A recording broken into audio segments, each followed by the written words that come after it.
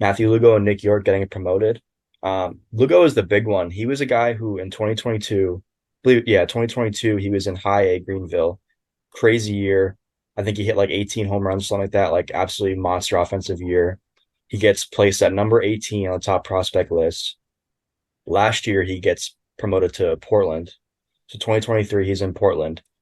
Not a good year, like slugged under 400, just chasing out of the zone, striking out and stuff. He gets taken off the top 30 list. And then this year he comes back and absolutely goes crazy. So I have the numbers right here, 25 extra base hits.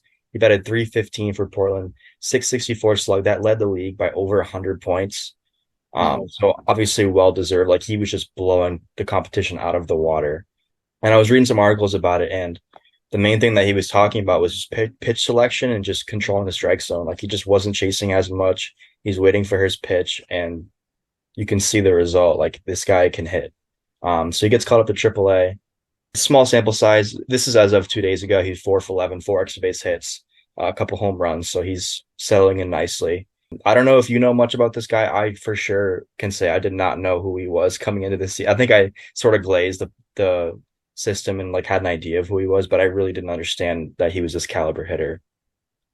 Yeah, so I mean, first things first with him, I believe he was a second round draft pick during the 2020 draft. So that draft was only 5 rounds. So for him to go in the second round of that draft, that shows that the Red Sox were really high on this guy. Obviously, it was when Heim was still the chief baseball officer at King the Heim, yeah. time. So that was his pick. But not a lot of people know this, but he is the nephew of Carlos Beltran. I didn't know that until like 2 days ago when I was doing research. Yeah. Yeah, so I mean, he's got baseball in his blood. Went to the Carlos Beltran Baseball Academy for high school in Puerto Rico, so he has that baseball background. He knows the work that it takes to get to that level. Obviously, Beltran, a great player, could be a Hall of Famer one day.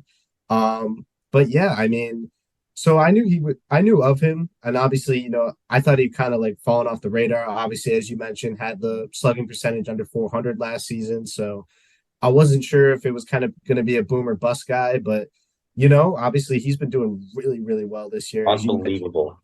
is Nick Yorke. He was our first round pick in 2020. He won, I think it was Offensive Player of the Year for all of the Red Sox minor league organization 2021. Had some struggles the last 2 seasons, but this year, 409 batting average, 3 extra base hits, including 2 home runs.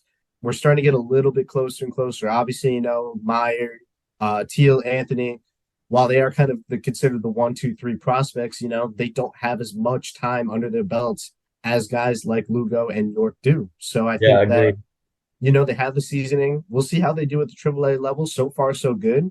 If the Red Sox are officially out of the race, get them called up, get them exposure to kind of seeing major league pitching, and kind of take that same momentum into spring training if they think, and if they're ready to go. I mean, they could make the opening day roster for sure, but for 2025. York is an interesting one because a lot of times, like with Lugo, you see when guys get promoted to another level, it's just like they're dominating on the stat sheet, right?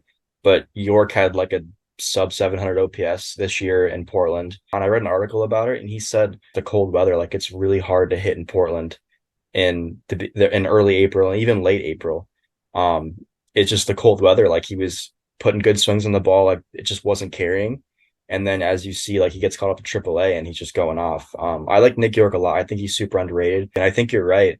I think those two guys are high on our radar for September call-ups just because of the maturation that we've seen in the last couple of years with Yorke especially, but now with Lugo too, we've seen him have success right away in high A, struggle in double A with just pitch recognition, like chasing out of the zone stuff, and then being able to refine that like plate approach and just doing what he's doing now and just crushing baseballs. So definitely Yeah. really exciting to see.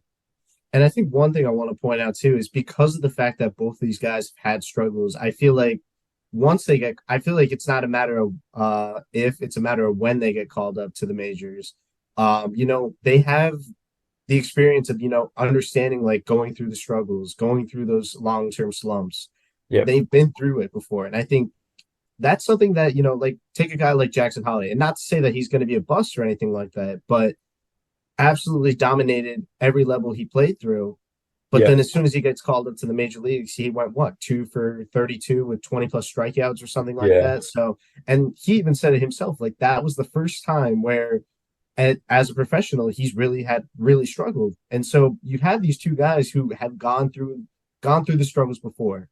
And I think that's going to serve them very well once they get called up to September because they could be hot right out of the gate. There is also the chance they might not, but they have the experience under their belt of knowing what it's like to go through a slump at the professional level. It's an underrated topic to discuss, but I think that because they have that experience, it's going to really serve them well once they Agreed. get called up to the bigs.